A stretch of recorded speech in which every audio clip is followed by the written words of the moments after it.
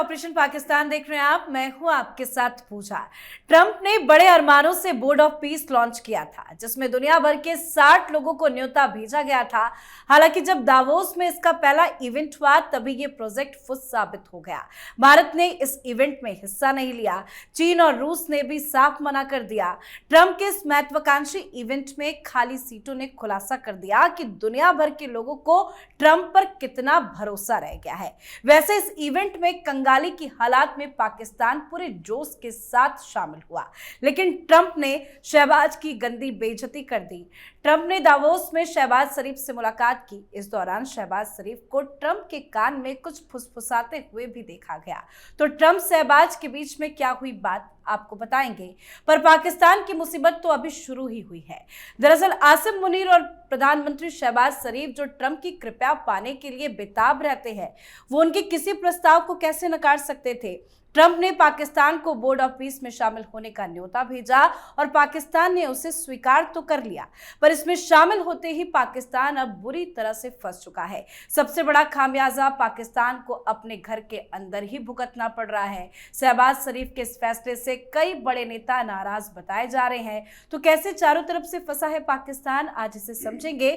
चर्चा के लिए मेरे साथ स्टूडियो में मौजूद हैं कैपिटल टीवी के editor in chief doctor Manish Kumar और एग्जीक्यूटिव एडिटर राजीव जी। सर, आप दोनों का बहुत बहुत स्वागत है। धन्यवाद। सर, ट्रंप और शहबाज शरीफ की मुलाकात हुई है, वीडियो भी कई सामने आए हैं। क्या कान में फुसफुसा रहे थे शहबाज शरीफ? देखिए, अगर नॉर्मल समय होता तो पाकिस्तानी उसको ऐसा बढ़ चढ़ के बताते कि देखो हमारा प्रधानमंत्री कैसे वहां बैठा हुआ है, लेकिन जो खबरें आ रही है, जिस तरह के बयान, जिस तरह की बातें वो कर रहे हैं, उससे तो साफ लग रहा है कि कान में पूछ रहा होगा कि भाई साहब हमें छोड़ दो, ये क्या मामला फंसा दिया है आपने।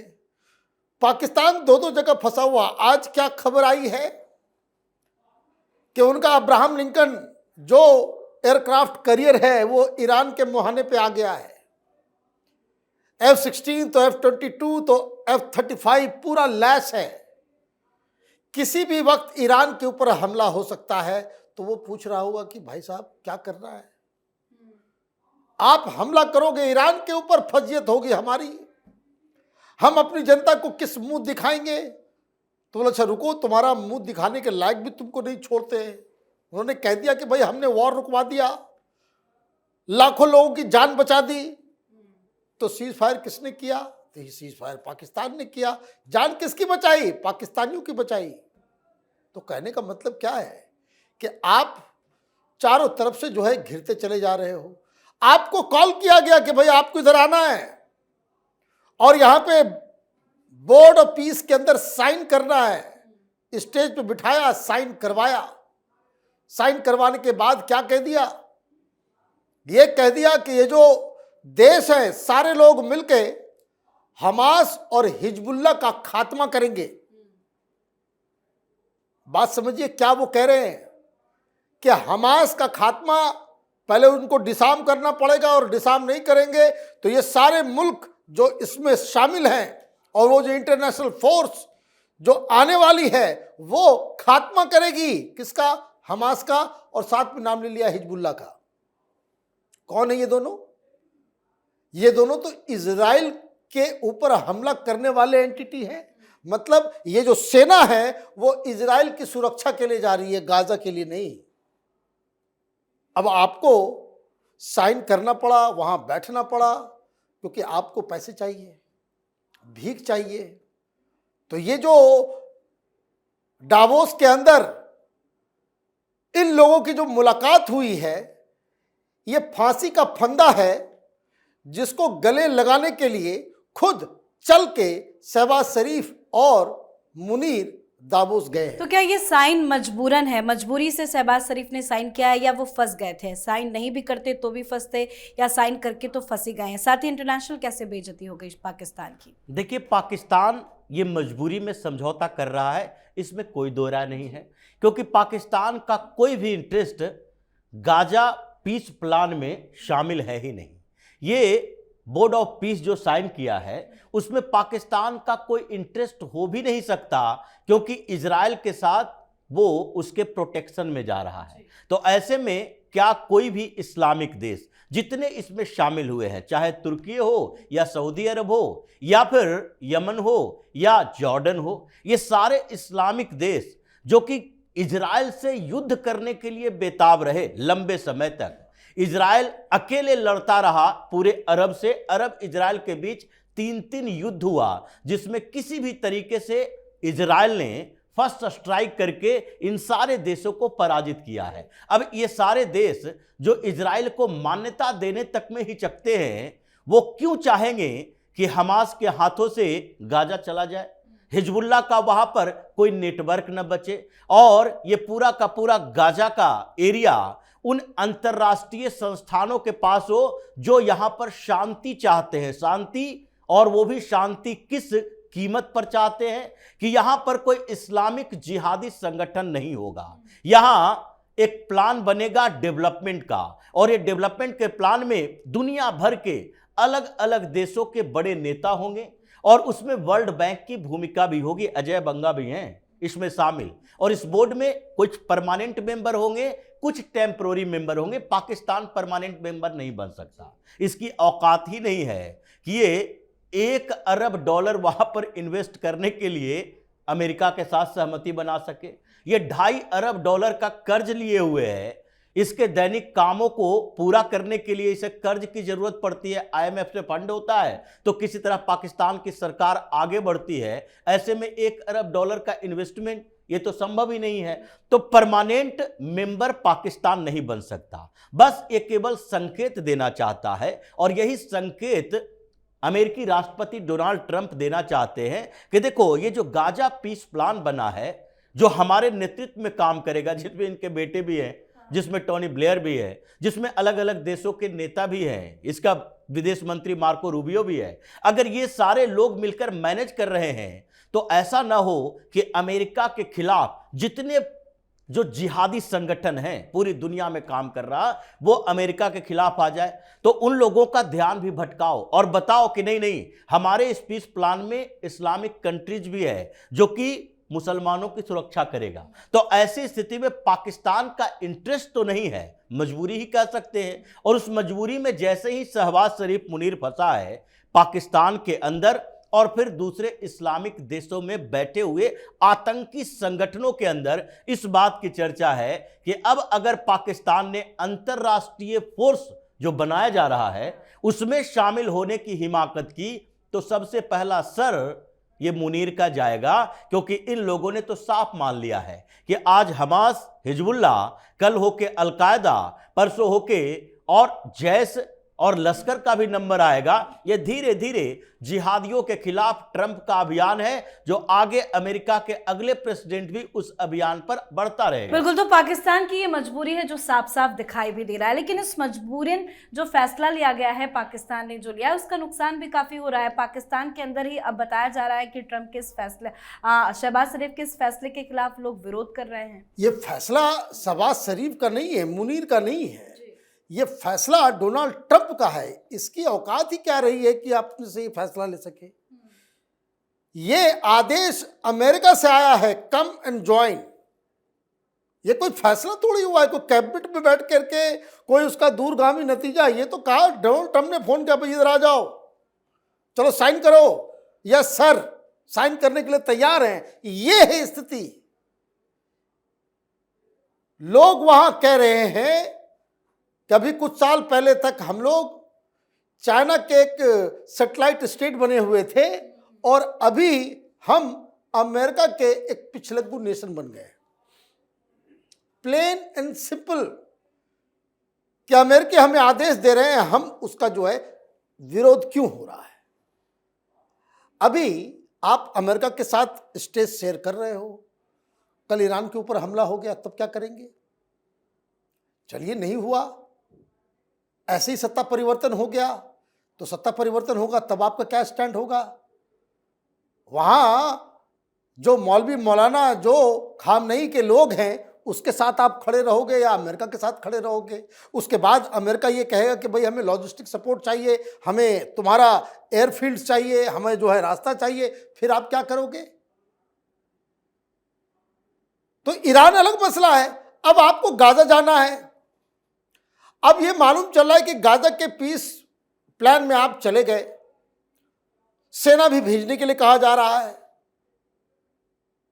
और वहां मालूम चलता है कि इंटरनेशनल जो सैनिक वहां गए हुए हैं, जो बोर्ड ऑफ पीस है, वो पीस लाने के लिए 100 हमास के लोगों को जो है छलनी उड़ा दिया।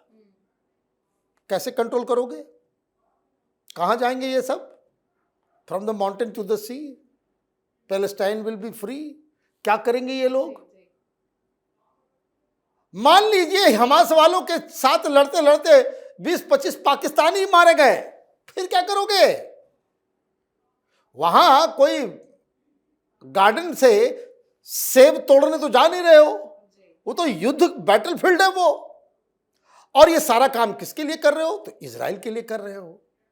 तो पहले तो विद्रोह शुरू हो जाएगा। ये जो अल्लाह की आर्मी बताने वाले जो मौलवी मौलाना जो खाकी वर्दी में बैठे हुए हैं, ये ऐसे नहीं वो बुलेट प्रूफ में बैठ रहा है मुनीर आजकल, अपने कमांडर्स के सामने भी बुलेट प्रूफ में बैठ रहा है कि पता नहीं कौन रिवॉल्वर निकाले और खोपड़ी में यहाँ पे जो है ठोक दे। ये भी समस्या है एक। फिर तमाम पॉलिटिकल पार्टी एनालिस्ट सारे लोग ये कह रहे हैं कि आप हमास, अच्छा दूसरा क्या है इसमें, हिजबुल्ला का भी नाम ले लिया। ये हिजबुल्ला और हमास से लड़ने के लिए आप जा रहे हो, तो इसका मतलब ये हुआ कि आपने इजराइल के एग्जिस्टेंस को कबूल भी कर लिया और आप इजराइल की तरफ से लड़ने के लिए, मुसलमानों की हत्या करने के लिए रेडी हो गए। ये पाकिस्तान की जनता हो, पॉलिटिकल पार्टी हो, वहाँ की सिविल सोसाइटी हो या फिर वहाँ का मीडिया हो, ये कोई बर्दाश्त नहीं। मतलब अंतर्राष्ट्रीय और आंतरिक हर मोर्चे पर पाकिस्तान फंसा हुआ है। अब पाकिस्तान के पास ऑप्शन क्या है? पाकिस्तान के पास एक ही ऑप्शन है जी। वो सबसे पहले भारत के सामने सरेंडर कर दे, वो अपने यहाँ का टेरर कैंप खत्म कर दे और मोदी के साथ डील कर ले शांति व्यवस्था अपनाए रखने के लिए। क्योंकि जब तक उसकी फॉरेन पॉलिसी इंडिया सेंट्रिक होगी, वो किसी न किसी के गोद में बैठा रहेगा, वो किसी की उंगली पकड़कर आगे बढ़ता रहेगा। जैसे ट्रंप ने इसको अपने जाल में फंसा लिया, पहले चाइना फंसाए हुए था। भारत की एक डिप्लोमेटिक जीत देखिए कि हर प्लेटफॉर्म पर जो भारत के ऊपर भी ये ठप्पा लगा रहता था, यूपीए की सरकार हुई या फिर कांग्रेस की सरकार हुई, इतना ठप्पा तो लगा ही रहता था कि अमेरिका के दबाव में भारत काम करता है और अमेरिका का प्रेशर है भारत के ऊपर। उसी तरीके से पहले कभी नेहरू के समय से ही यह माना जाता था कि नहीं रूस का भी दबाव है नेहरू के दिमाग के ऊपर। तो ऐसी स्थिति में अभी एक स्वतंत्र विदेश नीति के साथ स्वतंत्र स्टैंड भारत ने लिया। ये अमेरिका के मंच पर नहीं जाना, ये इजराइल के साथ भारत के किसी बनते बिगड़ते रिश्तों का परिणाम नहीं है, बल्कि इजराइल के साथ भारत के रिश्ते ऐसे हैं कि नेतन्याहू फोन करके मोदी जी से बात करते हैं और कहते हैं गाजा पीस प्लान आगे बढ़ रहा है, हमें क्या करना चाहिए। और बात होती है आपको शामिल होना चाहिए और इजराइल शामिल होता है। भारत भाव नहीं देता क्योंकि यह जानता है कि गाजा के अंदर ट्रंप अपनी चलाएगा। वो अपने इर्द गिर्द केवल उन देशों को रखा है जो उसके सामने कुछ बोल नहीं सकता, बात नहीं रख सकता। तो भारत अभी थोड़ा अलग थलग रहेगा, जैसा रूस, जैसा चीन, जैसा भारत। अब ये स्टैंड बना है कि पूरे दुनिया में ये एक ध्रुव या दो ध्रुव नहीं रहेगा कि अमेरिका चाह रहा है या फिर रूस चाह रहा है तो उसी के इर्द गिर्द सारे देश इकट्ठा हो जाए। अब ये 4 ध्रुव बन चुके हैं, अमेरिका, चीन, रूस और एक तरफ भारत। और इस स्थिति में पाकिस्तान के पास विकल्प क्या है? क्या पाकिस्तान को अमेरिका की जरूरत होती अगर वो इंडिया सेंट्रिक फॉरेन पॉलिसी नहीं रखता, भारत के साथ लगातार युद्ध में रहने की कोशिश नहीं करता?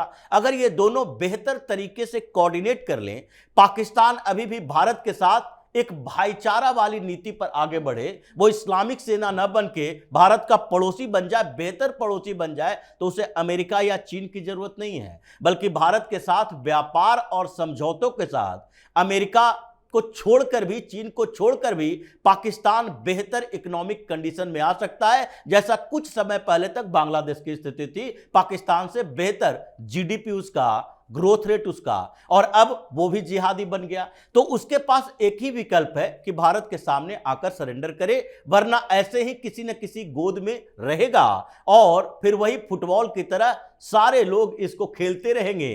कभी इसके अंदर से विस्फोट होगा, जैसा डॉक्टर साहब ने कहा कि एक एक हमास और हिजबुल्लाह का आतंकी वहां मारा जाता है, चाहे गोली अमेरिकी सेना की हो या गोली यूरोप के आर्मी की हो, लेकिन उसकी जिम्मेदारी पाकिस्तान को लेना पड़ेगा अगर वो इंटरनेशनल फोर्स में शामिल होता है तो। और फिर एक गोली चलेगी, एक आतंकी मरेगा और पाकिस्तान में 2-4 विस्फोट होगा, क्योंकि आतंकी संगठन किसी का नहीं है, पाकिस्तान का भी नहीं होगा। वो केवल और केवल कट्टर जिहादी संगठन है जो अपने शर्तों पर ही काम करता है। बिल्कुल सर, बहुत बहुत धन्यवाद सर आप दोनों का। धन्यवाद। तो दावोस में ट्रंप और शहबाज शरीफ की मुलाकात भी हुई, जहां शहबाज शरीफ को ट्रंप के कान में कुछ फुसफुसाते हुए देखा गया, लेकिन इस मुलाकात से पाकिस्तान को ना तो कोई सम्मान मिला, ना ही कोई ठोस आश्वासन। उल्टा ट्रंप के ठंडे रवैये ने यह साफ कर दिया कि अमेरिका की नजर में पाकिस्तान अब भी सिर्फ एक इस्तेमाल होने वाला मोहरा है।